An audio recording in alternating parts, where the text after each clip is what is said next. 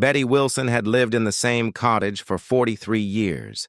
At 72, she moved slowly, but still tended her vegetable garden every morning. Her tabby cat, Mr. Whiskers, followed her around like a shadow. He was getting old too, but he still caught mice and purred loudly when she scratched behind his ears. The cottage sat on 5 acres of farmland, far from the nearest town. Betty liked the quiet. She grew tomatoes, carrots, and green beans. The evenings, she knitted sweaters and watched old movies. Mr. Whiskers would curl up on her lap, and they would both fall asleep by the fireplace. On Tuesday night, a storm rolled in from the west. Betty had seen many storms in her life, but this one felt different. The wind howled like a living thing. Lightning split the sky every few seconds. The thunder was so loud it rattled her windows. Mr. Whiskers hid under the kitchen table. He was not usually afraid of storms, but tonight he trembled and refused to come out. Betty tried to coax him with treats, but he just meowed pitifully and pressed himself against the wall. Around midnight, the storm reached its peak. Betty was making herself a cup of tea when the brightest flash she had ever seen lit up the entire kitchen. The light was not yellow like lightning. It was blue-white and seemed to come from directly above the house. The thunder that followed was different too. Instead of a rolling boom, it was a sharp crack, followed by a sound like metal tearing. Then came a crash that shook the entire cottage. Several of Betty's plates fell from their shelf and shattered on the floor. Mr. Whiskers shot out from under the table and ran to the back door. He pawed at it frantically, meowing in a way Betty had never heard before. It was not his usual meow. For food or attention, this was urgent, almost like he was trying to tell her something important. Betty opened the door, and Mr. Whiskers bolted outside into the rain. She grabbed a flashlight and her raincoat and followed him. The beam of light cut through the darkness. As she walked toward her vegetable garden, what she found there made her stop in her tracks. A large metal object had crashed right through her tomato plants. It was about the size of her pickup truck, but shaped like a teardrop. The surface was smooth and silver, with strange patterns that seemed to glow faintly in the dark. Steam rose from it where the rain touched the hot metal. Mr. Whiskers was all ready, at the crash site, walking around the object and sniffing carefully. He did not seem afraid anymore. Instead, he appeared curious and alert. Betty approached slowly. Up close, she could see that part of the object had cracked open. The crack ran. Along one side and through it, she could see a soft orange light. The air around the crash site felt warm despite the cold rain. "What in the world?" Betty whispered to herself. Mr. Whiskers suddenly stopped walking and sat down near the crack. He tilted his head and made a soft chirping sound. Betty had never heard him make that noise before. It was the sound mother cats make to call their kittens. Then she heard something from inside the object. It was faint, but it sounded like chirping too. Not bird chirping, but something else. Something that seemed to be answering Mr. Whiskers. Betty knelt down beside her cat, ignoring the mud soaking through her pajamas. She shined her flashlight through the crack and gasped. Inside the object were 3 eggs. Each one was about the size of a football and had a shell that looked like it was made of polished stone. But the shells were not gray or brown like bird eggs. These were iridescent, shifting between silver and deep blue as her light moved across them. One of the eggs was rocking back and forth. Tiny cracks were appearing on its surface. As Betty watched, a small piece of shell fell away, revealing something that glowed with soft, golden light. "Oh my," Betty breathed. Mr. Whiskers moved closer to the crack in the object. He reached out, with one paw, as if he wanted to touch the eggs. The chirping sound from inside grew louder. Betty knew she should call someone. The police, maybe, or the fire department. This was clearly not normal. The object was obviously not from Earth. Those eggs were not from any animal she had ever seen. But as she watched Mr. Whiskers, she hesitated. The old cat was acting like he understood what was happening. He was not afraid or aggressive. He was Behaving the way he had years ago when she had found him as a kitten, abandoned and alone. He was being protective. The first egg cracked open completely. What emerged was unlike anything Betty had ever seen. It was about the size of a newborn kitten, but it was definitely not a mammal. It had 4 legs, a long tail, and wings that were folded against its back. Its skin was covered in tiny scales that shimmered in her flashlight beam. The creature looked around with large, intelligent eyes. When it saw Mr. Whiskers, it made a happy chirping sound and tried to crawl toward him. Its movements were clumsy, like a newborn animal, but it was clearly healthy and alert. Mr. Whiskers gently touched the creature with his nose. The little being responded by rubbing against him and purring. Yes, it was definitely purring, just like a kitten. The second egg began to crack. Betty made her decision. Whatever these creatures were, they were babies. They needed help, and Mr. Whiskers seemed to know what to do. She could figure out who to call later. Right now, the important thing was to get them somewhere warm and dry. She carefully reached into the object and lifted out the first hatchling. Its scales felt warm and smooth like polished stone. The creature settled into her hands contentedly and looked up at her with trusting eyes. The second creature hatched while she was holding the first. This one was slightly larger and had scales that seemed to shift between silver and green. It immediately crawled toward Mr. Whiskers, who began grooming it with his tongue. The third egg took longer to hatch, but eventually a smaller creature emerged. This one had scales that were mostly silver with hints of red. All 3 creatures were clearly from the same species, but each had slightly different coloring. Betty gathered all 3 hatchlings in her arms. They snuggled against her warmth and made soft, content sounds. Mr. Whiskers led the way back to the cottage, looking over his shoulder to make sure she was following. Inside, Betty set up a nest of blankets near the fireplace.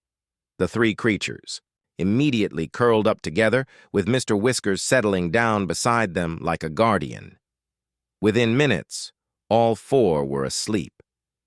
Betty sat in her chair and stared at the strange family by her fireplace.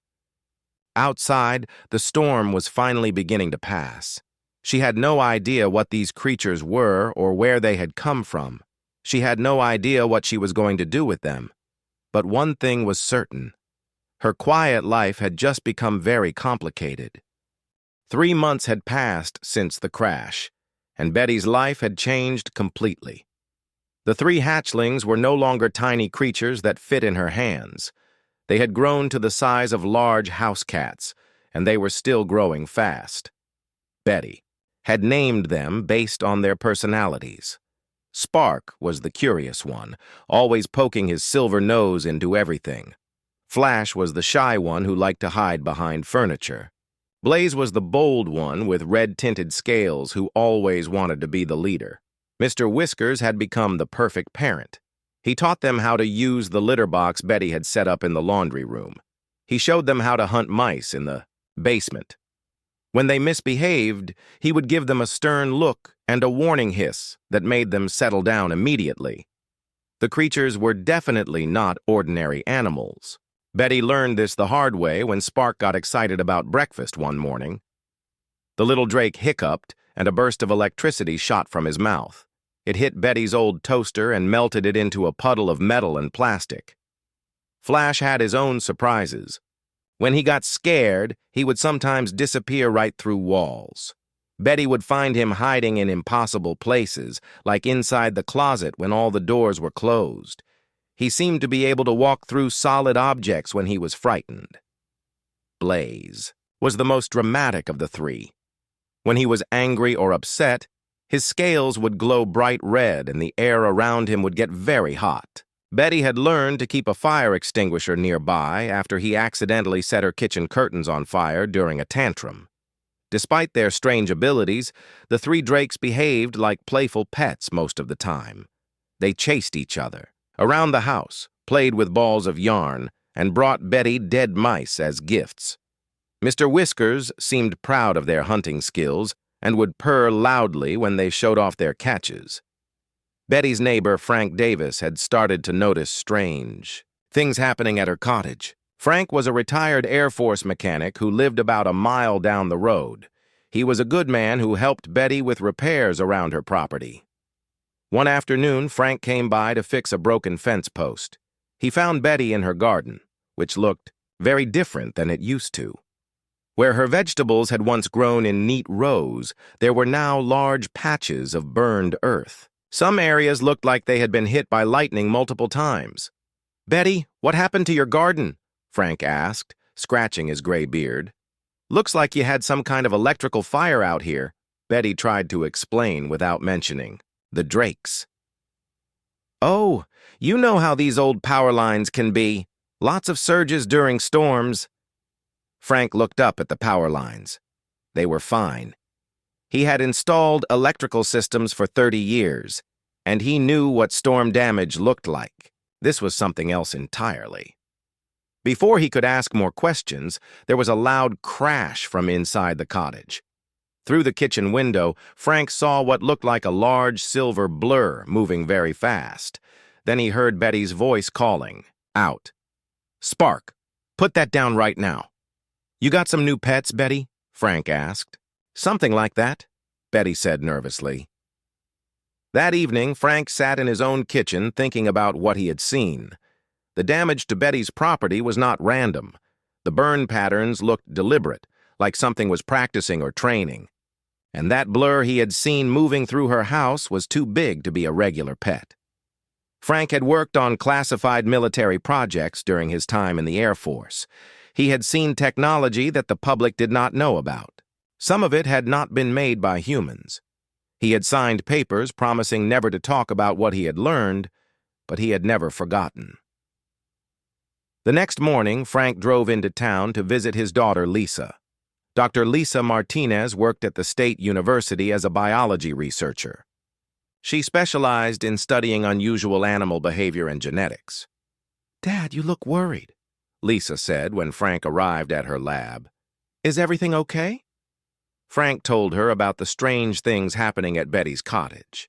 He described the burn, patterns, the electrical disturbances, and the large, fast-moving shapes he had glimpsed through the windows.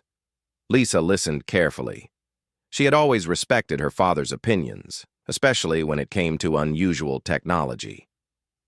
"Do you think Betty found some kind of experimental animals?" she asked. "Maybe," Frank said. "Or maybe something found her."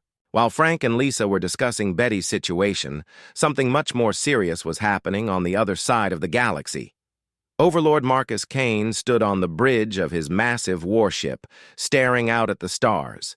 He was a tall man with cold gray eyes and scars across his face from many battles. He commanded an empire that stretched across dozens of star systems. Kane ruled through fear and superior technology. His fleets could destroy entire planets. His armies had conquered countless worlds. But 3 months ago, something had gone wrong. His most valuable prisoners had escaped. Admiral Jessica Torres approached Kane's command chair.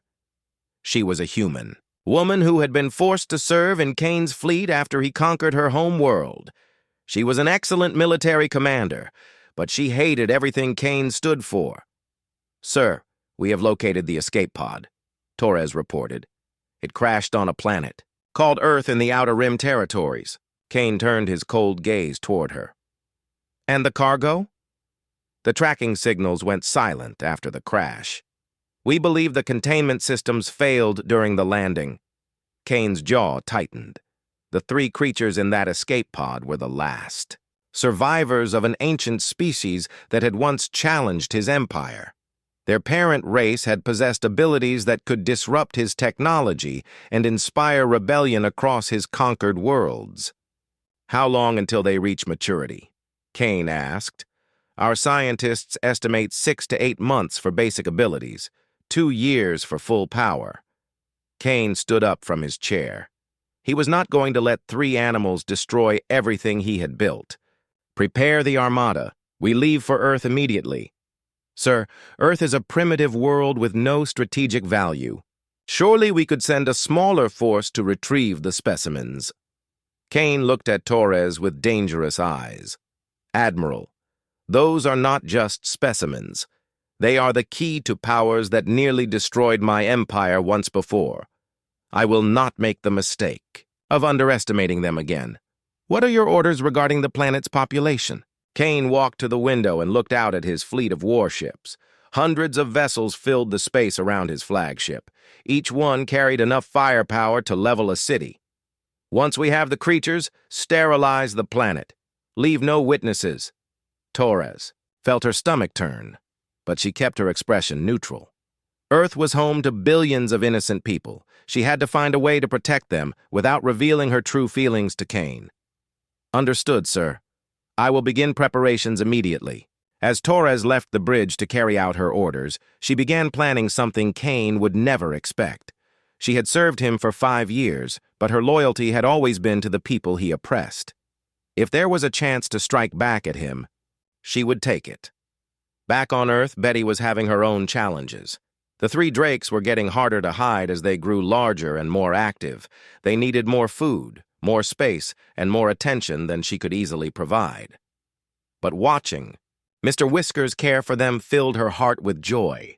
The old cat had found a new purpose in life. He was no longer just her pet. He was a father, a teacher, and a protector. Betty had no idea that far across the galaxy, a massive fleet was preparing to destroy her world. She was just an old woman, trying to raise 3 unusual babies with the help of her faithful cat. She had no way of knowing that those babies would soon become the most important creatures in the universe. Betty was hanging laundry on the line when she saw the black cars coming up her driveway. 3 sleek vehicles moved slowly through the dust, their windows too dark to see inside. Her heart began to race as she remembered all the strange things that had been happening around her cottage. The drakes were now the size of medium dogs and getting harder to hide. Yesterday, Spark had accidentally blown out every light bulb in the house when he sneezed. Flash had walked through the barn wall while chasing a mouse, leaving Frank Davis very confused about how a cat-sized hole had appeared in solid wood. Blaze had melted a section of the metal fence just by rubbing against it while he was happy. Mr. Whiskers seemed to sense danger. He appeared at Betty's side and made a low warning sound she had never heard before. The 3 drakes came running from different parts of the property, gathering around the old cat like soldiers responding to their commander. "Into the root cellar. Quick," Betty whispered to them. The root cellar was an old storm shelter built into the hillside behind her cottage. It had thick stone walls and was the one place the drakes could hide without their unusual abilities being detected from outside. Mr. Whiskers herded Spark, Flash, and Blaze toward the cellar entrance while Betty walked toward the approaching cars. She tried to look calm, but her hands were shaking. The cars stopped in front of her cottage. Men in dark suits got out, followed by a woman in military uniform. The woman appeared to be in charge. She was tall with short brown hair and sharp eyes that missed nothing. "Mrs. Wilson?" the woman asked, walking toward Betty. "I am Colonel Mike Reynolds with the Department of Defense. We need to talk with you about some unusual energy readings we have detected in this area." Betty forced herself to smile. "Energy readings? I don't know anything about that, Colonel. I'm just an old woman with a vegetable garden." Colonel Reynolds looked around the property. His eyes stopped on the patches of burned earth, the melted fence sections, and the strange scorch marks on the side of the barn. "Mrs. Wilson, our satellites have recorded several electromagnetic pulses coming from this location over the past month. These readings are unlike anything in our databases." "Maybe it's my old microwave," Betty suggested weakly. "It's been acting up lately." One of the men in suits was walking around with a strange device that beeped and clicked. As he got closer to the root cellar, the device began beeping faster. "Colonel, I'm getting strong readings from that direction," he called out. Betty's heart sank. The device was obviously detecting the drakes, even through the stone walls of the cellar. Before Colonel Reynolds could respond, another car came racing up the driveway. This one was Frank Davis's old pickup truck, and he was driving, faster than Betty had ever seen him drive. Frank jumped out of the truck and walked quickly toward the group. "Colonel Reynolds, What brings the military to our quiet little corner of the world? The colonel turned to face Frank. Sir, this is official government business. I'm going to have to ask you to leave the area. Frank smiled, but his eyes were serious. Actually, Colonel, I think you might want to hear what I have to say first. He reached into his wallet and pulled out a card. Frank Davis, former Air Force Technical Sergeant, clearance level 7. I worked on Project Blue Sky from 1987 to 1995. Colonel Reynolds took the card and examined it carefully. His expression changed from annoyance to surprise. Project Blue Sky was classified above my level. What does a retired Air Force mechanic know about our current situation? I know that the energy signatures your people are detecting match patterns I saw 30 years ago, Frank said quietly. And I know that whatever is causing them isn't hostile. Betty stared at Frank in amazement. She had known him for 15 years and never suspected he had worked on secret military projects. The man with the detection device called out again. Colonel, the readings are getting stronger. Whatever is generating them is very close. At that moment, Spark made a mistake. The young Drake was curious about all the strangers and poked his head out of the cellar entrance to see what was happening. The sunlight caught his silver scales and made them shimmer like metal. Contact! Shouted one of the men in suits, reaching for his weapon. Everything happened very fast after that. Flash, seeing his brother in danger, phased through the cellar wall and appeared between Spark and the armed men. Blaze charged out of the cellar entrance, his scales glowing red with anger. All three Drakes positioned themselves protectively around Betty and Mr. Whiskers. The men in suits raised their weapons, but Colonel Reynolds held up his hand. Hold your fire. Do not shoot. Frank stepped between the soldiers and the Drakes. Everyone stay calm. They're not attacking. Look at their body language. He was right. Despite their impressive size and obvious power, the three Drakes were behaving like frightened animals protecting their family. They stayed close to Betty, and Mr. Whiskers making worried chirping sounds but not threatening anyone. Mr. Whiskers walked calmly toward the strangers.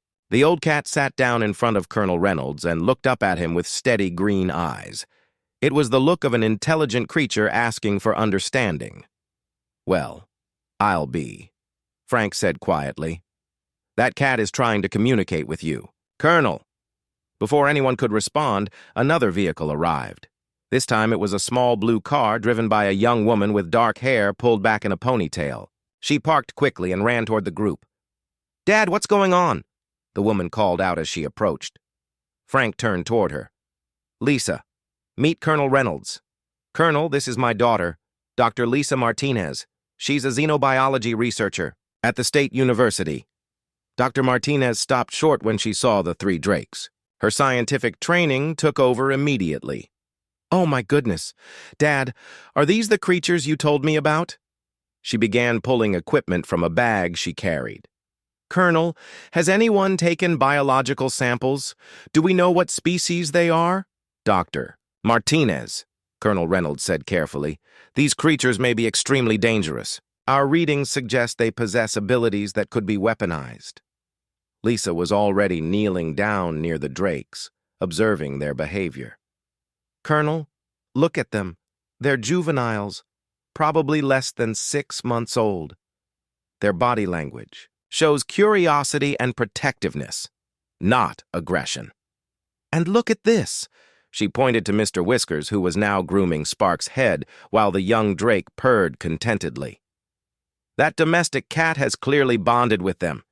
He's acting as their parent and teacher. This suggests they're highly social creatures with strong family instincts. Frank nodded. Lisa's right, Colonel. In all my years working with classified projects, I learned that the most dangerous assumption is assuming something is dangerous, just because it's unknown. Colonel Reynolds watched as Betty approached the Drakes and gently stroked Blaze's neck. The large creature immediately relaxed and nuzzled against her hand like an oversized pet. Mrs. Wilson, the colonel said, how long have you been caring for these creatures? 3 months, Betty answered honestly. They were just babies when I found them. Mr. Whiskers has been helping me raise them. And have they ever shown any hostile behavior? Betty shook her head. Never toward people. They're just children, Colonel. Very special children who happen to have unusual abilities. Dr. Martinez was taking notes rapidly. Colonel, I'd like to request permission to study these creatures properly. Not as potential weapons, but as a new species that might teach us incredible things about biology and evolution. Colonel Reynolds looked around at the group. An elderly woman with 3 alien creatures, a cat that seemed to understand more than any normal animal should, a retired Air Force mechanic with high-level security clearance, and a scientist who saw opportunity instead of threat. His radio crackled to life. Colonel Reynolds, this is Base Command. We have detected an unidentified object entering our solar system. Long-range sensors suggest it's artificial and very large. The colonel's face went pale. How large? Sir, preliminary estimates suggest it's the size of a small moon, and it's not alone. We're tracking at least 50 smaller objects moving with it. Frank and Lisa exchanged worried looks. Betty instinctively moved closer to the Drakes, while Mr. Whiskers began making that low warning sound again. Colonel, Frank said quietly, I think our problems just got a lot bigger than 3 juvenile aliens in Betty's backyard. Colonel Reynolds looked at the Drakes, who were now huddled together and making distressed chirping sounds. Even they seemed to sense that something bad was coming. Dr. Martinez, it looks like you're going to get your chance to study them, but we may not have much time. In the distance, the first stars were becoming visible in the darkening sky. None of them knew it, yet. But among those stars, an armada of warships was already preparing weapons capable of destroying their entire world. The next morning, Betty woke up to find military vehicles surrounding her cottage. Soldiers were setting up equipment everywhere while helicopters flew overhead in constant circles. Colonel Reynolds had turned her quiet property into a temporary command center overnight. The 3 Drakes huddled close to Mr. Whiskers in the living room. They could sense the tension in the air. Their scales had lost their usual bright shimmer and looked dull with worry. Even Blaze, usually the boldest of the 3, stayed pressed against the old cat's side. Dr. Lisa Martinez had not slept at all. She spent the night taking measurements and observations of the Drakes. Her equipment showed that their body temperature had dropped and their electromagnetic signatures were changing. They're scared, she told her father Frank as they watched. The creatures through the window. Can't blame them, Frank replied, looking up at the sky. That fleet out there is getting closer every hour. Colonel Reynolds entered the cottage carrying a satellite phone and several folders marked with red security stamps. His face was grim. Mrs. Wilson, I need to tell you what we're dealing with. Our deep space monitoring stations have identified the approaching fleet. It belongs to someone called Overlord Marcus Kane. Betty looked up from where she was gently stroking Spark's head. Who is he? According to our limited intelligence, Kane controls a military empire that spans multiple star systems. His forces have conquered dozens of planets over the past 50 years. And according to a transmission we intercepted, he's coming here specifically for your 3 friends. The Drakes seemed to understand they were being discussed.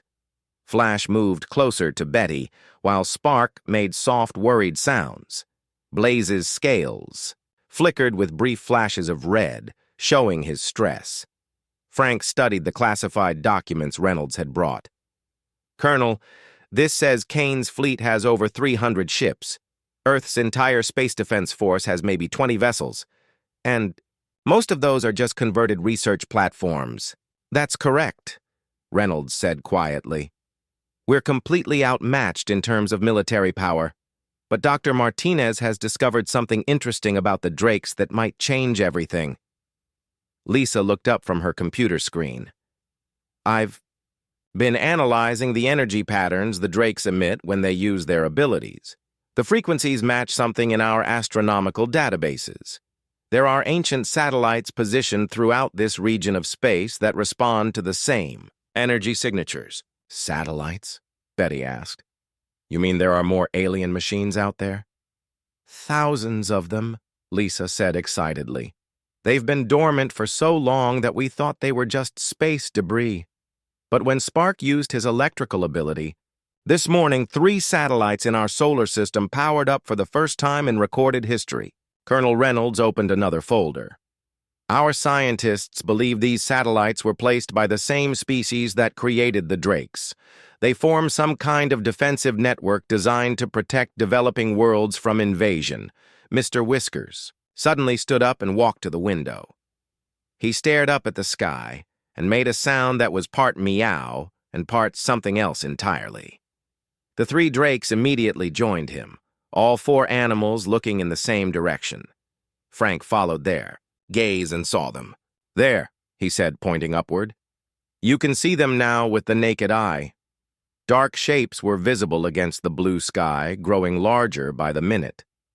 Kane's advanced ships had entered Earth's atmosphere and were taking positions around the planet. Each vessel was the size of a city block and bristled with weapons that could level mountains. Betty's phone rang. It was her elderly neighbor, Mrs. Henderson, from 2 miles away. Betty, dear, there are strange lights in the sky. Are you seeing this on the news? I'm seeing it, Martha, Betty replied, watching as more ships appeared. You should stay inside, today. Similar calls were coming into Colonel Reynolds from command centers around the world. Panic was spreading as people realized they were facing an alien invasion. Governments were trying to maintain order while secretly preparing for the worst. A new voice crackled over the military radio. It was cold and commanding, speaking perfect English with a slight accent. People of Earth, I am Overlord Marcus Kane. You are harboring 3 creatures that belong to me. Surrender them within 24 hours, or your planet will be sterilized of all life. The transmission cut off, leaving an eerie silence in the cottage. Betty looked down at the 3 Drakes who were now trembling despite their size. They're just children, she said quietly. How can anyone want to hurt children? Colonel Reynolds was receiving urgent reports from his commanders. Mrs. Wilson, I have orders to evacuate you and the Drakes to a secure military facility. Our best chance is to hide them underground until we can figure out how to activate those ancient satellites. No, Betty said firmly. I'm not leaving my home, and I'm not putting these babies in some government bunker where they'll be scared and alone. Frank supported her decision. Colonel, look at them. They're calmer when they're with Betty and Mr. Whiskers. Stress might interfere with their natural abilities. As if to prove Frank's point, Mr. Whiskers began doing something remarkable. The old cat started walking in a complex pattern around the cottage, making specific sounds at certain locations. The Drakes followed him, copying his movements exactly. What are they doing? Lisa asked, pulling out her equipment to record the behavior. The pattern continued for several minutes. Mr. Whiskers would stop at a particular spot, make a specific sound, and wait for the Drakes to respond. Then they would move to the next position. It looked almost like a dance, but it felt more important than that. It's some kind of training exercise, Frank observed. That cat is teaching them something. As the day progressed, Kane's ships took positions all around Earth. Captain Robert Hayes, commanding Earth's small defense fleet, moved his ships into protective formation around major population centers. He knew it was hopeless, but he was determined to make Kane pay for every life he took. Meanwhile, Admiral Jessica Torres stood on the bridge of Kane's flagship, watching Earth grow larger on the main screen. She had spent months planning for this moment. Hidden throughout Kane's fleet were loyal officers who were ready to act when she gave the signal. Admiral, Kane said, approaching her command station. Begin bombardment of the major cities. When the humans see their capitals burning, they will surrender the creatures quickly enough. Torres looked at him with carefully controlled disgust. Sir, our intelligence suggests the creatures are located in a rural area. Wouldn't it be more efficient to target that location directly? Kane's eyes glittered with cruelty. "Admiral, I want these humans to understand the price of defying me. Burn their cities first. We will collect the creatures from the ashes." As Torres reluctantly began to prepare the bombardment order, something unexpected happened.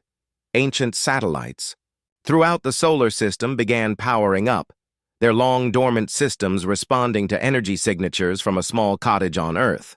Mr. Whiskers had finished his training session with the Drakes. Now all four creatures sat together on Betty's front porch, looking up at the darkening sky. The old cat made one final sound, different from all the others he had made that day. High above them, 300 alien warships prepared to attack. But deep in space, weapons that had slept for thousands of years were slowly awakening. The real battle was about to begin. The attack began at sunset. Kane's warships opened fire on major cities around the world, their energy weapons turning buildings into glass and melting highways into rivers of molten rock. Captain Robert Hayes led Earth's small defense fleet in a desperate charge against impossible odds. Betty watched the distant flashes of light on the horizon from her front porch. Each flash meant thousands of people were dying. She held Mr. Whiskers in her lap while the three Drakes pressed against, her legs, all of them trembling as the world burned around them. "This is all my fault," Betty whispered. "If I had never found them, none of this would be happening." Colonel Reynolds sat beside her, monitoring reports from around the globe on his radio. "Mrs. Wilson, you saved 3 innocent lives. Kane is the monster here, not you." Frank and Lisa were setting up equipment in the yard, tracking the energy readings from the Drakes. "Dad, look at this!" Lisa called out excitedly. "The satellite network is responding to their distress every time one of the Drakes shows strong emotion. More satellites come online." Above Earth's atmosphere, Captain Hayes was fighting the battle of his life. His small fleet of converted research vessels was no match for Kane's war machines, but they were buying precious time. "All ships, maintain formation," he ordered over the radio as explosions lit up the darkness around them. "Make every shot count." One of Hayes's pilots, Lieutenant Sarah Connor, managed to damage a Kane warship's engines before her own ship was destroyed. Her sacrifice inspired the other Earth pilots to fight even harder, even though they all knew they could not. When on Kane's flagship, Admiral Torres watched the battle with growing horror. Earth's pilots were brave but completely outmatched. In minutes, they would all be dead, and Kane would begin his systematic destruction of the planet. She made her decision. "All ships with human crews. This is Admiral Torres," she broadcast on, a hidden frequency she had established months ago. "Execute Order 7 immediately." Throughout Kane's fleet, human officers who had been forced into service suddenly turned their weapons on their alien overseers. Explosions erupted across dozens of ships as the rebellion Torres had been planning finally began. "What is happening?" Kane demanded as alarms blared throughout his flagship. "Sir, we're receiving reports of mutinies across the fleet. One of," his alien officers reported. "The human crews are revolting." Kane's face twisted with rage. "Deal with the traitors later. Continue the bombardment." But the damage was already done.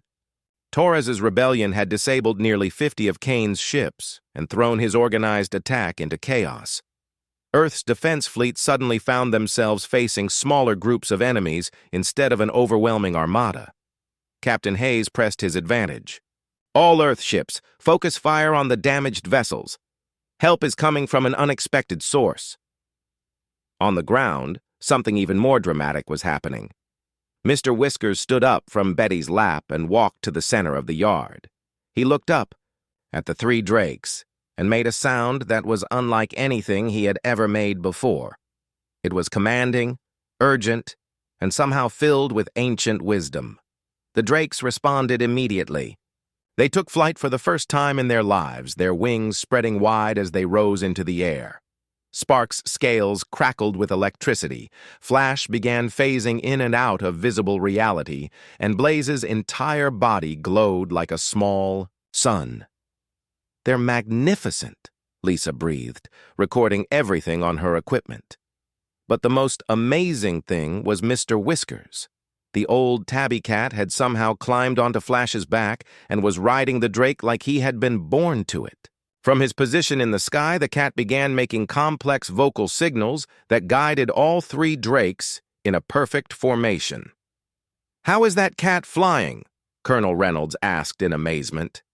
Frank was studying the energy readings on Lisa's equipment. "Look at this. The cat is generating the same frequencies as the Drakes. Somehow he's become part of their communication network." High above them, the three Drakes began broadcasting on frequencies that had not been heard in the galaxy for thousands of years. Across the solar system, ancient satellites that had protected countless worlds suddenly surged to full power.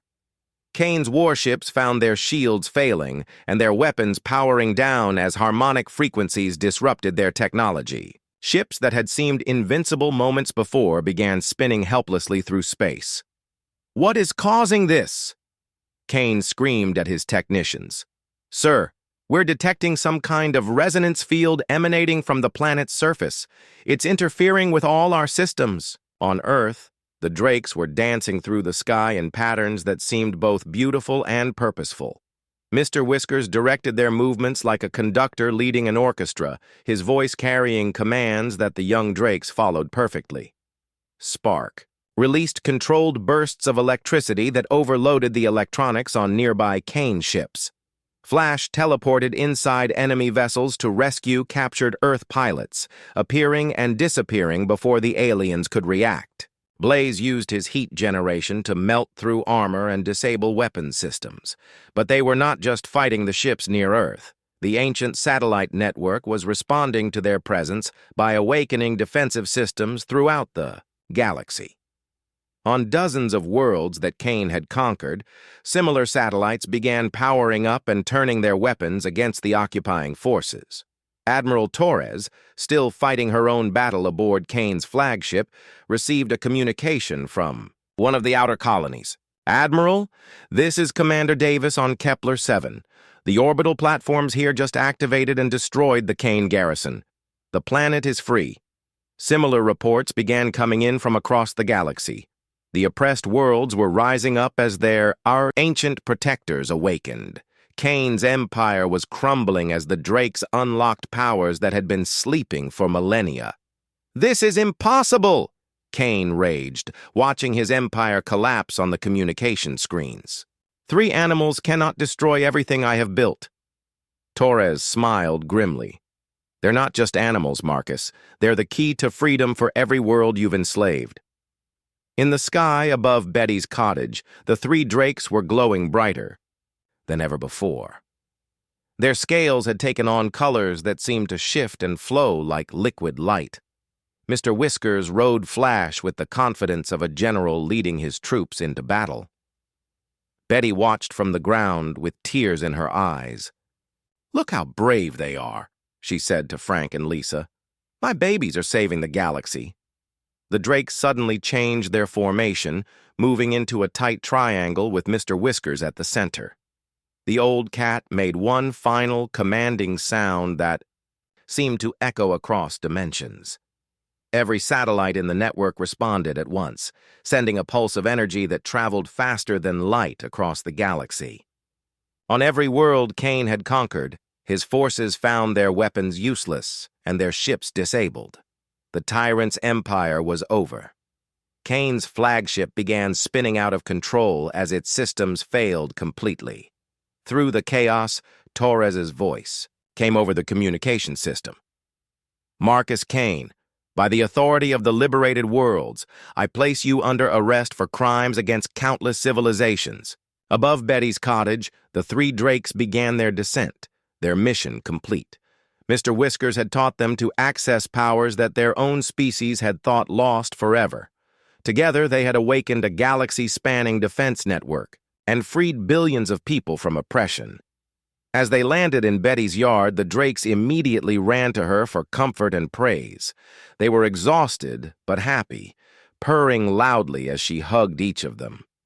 Mr. Whiskers jumped down from Flash's back and walked calmly to his food bowl as if he had just come back from a normal hunt instead of commanding the liberation of the galaxy. 1 week after the battle, Betty's cottage looked very different. Reporters from around the world had tried to camp in her yard, but Colonel Reynolds had set up a security perimeter to protect her privacy. Government officials from dozens of countries wanted to meet the woman who had raised the galaxy's liberators. Betty was not interested in fame. She sat on her front porch in her favorite rocking chair, watching the 3 Drakes play in the yard. They had grown even larger after their battle, now the size of small horses, but they still acted like playful children most of the time. Mr. Whiskers supervised their games from his perch on the porch railing. The old cat had become something of a celebrity himself. Military strategists from around the world wanted to study how he had coordinated such a complex battle. But Mr. Whiskers seemed more interested in making sure Spark did not accidentally electrocute the new bird feeder. Frank Davis and his daughter Lisa had set up a research station in Betty's barn. They were documenting everything about the Drakes and their abilities, but they were careful to respect Betty's wishes about keeping the creatures safe and happy. "The satellite network is still active," Lisa reported to Colonel Reynolds during his daily visit. "Every few hours we detect signals from different parts of the galaxy. It seems like the ancient defense system is helping other worlds establish peaceful governments." Admiral Jessica Torres had become the new leader of the former Kane territories. She visited Earth regularly to consult with the Drakes about how to use the satellite network responsibly. The Drakes seemed to understand the importance of their role, but they still preferred playing with tennis balls to discussing galactic politics. On this particular morning, Betty was expecting a special visitor. Captain Robert Hayes was coming to thank the Drakes personally for saving his fleet during the battle. Many of his pilots owed their lives to Flash's rescue missions. "Mrs. Wilson," Hayes said as he approached the porch, "I wanted to bring you something." He carried a large box wrapped in simple brown paper. Betty opened the box and found dozens of handwritten letters. "These are from the families of the pilots your Drakes saved," Hayes explained. "People around the world wanted to thank you for raising such remarkable creatures." Betty read a few of the letters and wiped away tears. One was from a little girl whose father had been rescued by Flash. The child had drawn a picture of a silver dragon carrying her daddy to safety. "They're not my Drakes," Betty said quietly. "I just gave them a home when they needed one. Mr. Whiskers did all the real work of raising them." As if he understood the conversation, Mr. Whiskers jumped down from his perch and walked over to Blaze, who was sunning himself in the garden. The cat began grooming the young Drake's scales, just as he had when Blaze was small enough to fit in Betty's hands. Frank emerged from the barn carrying a clipboard full of notes. "Betty, we've got another delegation coming next week. The ambassador from the Centauri colonies wants to establish formal diplomatic relations with Earth. Apparently, their world was one of the first ones liberated when the satellite network activated. Do they want to take the Drakes away?" Betty asked with concern. "Just the opposite," Frank assured her. "They want to make sure the Drakes are happy and well cared for. Word has spread across the galaxy about how you and Mr. Whiskers raised them. Many species are amazed that such powerful beings chose to stay with their adoptive family instead of leaving to explore the universe." Colonel Reynolds joined the conversation. "Mrs. Wilson, I have some news you might find interesting. The President wants to offer you the Presidential Medal of Freedom for your role in saving Earth, but the ceremony would require you to travel to Washington." Betty shook her head. "That's very kind, but I can't leave the Drakes right now. They're still growing and learning. Maybe when they're older." Lisa looked up from her equipment. "Actually, Betty, I think the Drakes are more mature than we realized. Watch this." She walked over to Spark and showed him a complex mathematical equation on her tablet computer. Spark studied the equation for a moment, then used his electrical ability to write the solution in glowing numbers in the air. The math was far beyond anything a normal animal could understand. "They're not just powerful," Lisa explained. "They're incredibly intelligent. I think they understand a lot more about their responsibilities than we give them credit for." As if to prove her point, Flash teleported to the communications equipment Frank had set up and began manipulating the controls. Within moments, voices began coming through the speakers. They were speaking in alien languages, but the universal translator picked up the words "thank you" and "peace" and "freedom" over and over again. Flash was receiving gratitude messages from across the galaxy. Blaze walked over to Betty and gently nuzzled her hand. When she looked into his eyes, she saw intelligence and wisdom that seemed far older than his few months of life. He was no longer just her adopted grandchild. He was becoming something much more important.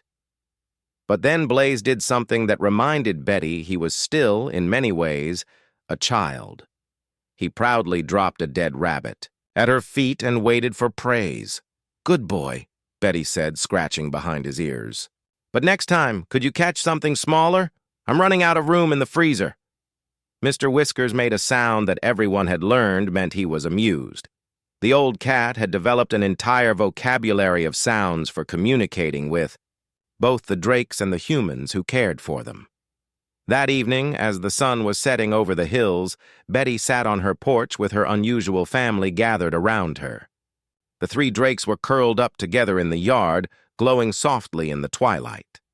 Mr. Whiskers was on her lap, purring contentedly. Frank and Lisa were packing up their equipment for the day. Colonel Reynolds was reviewing security reports. The world had changed dramatically, but somehow Betty's little corner of it still felt peaceful. "Do you ever think about what would have happened if you hadn't found them that night?" Frank asked as he prepared to leave.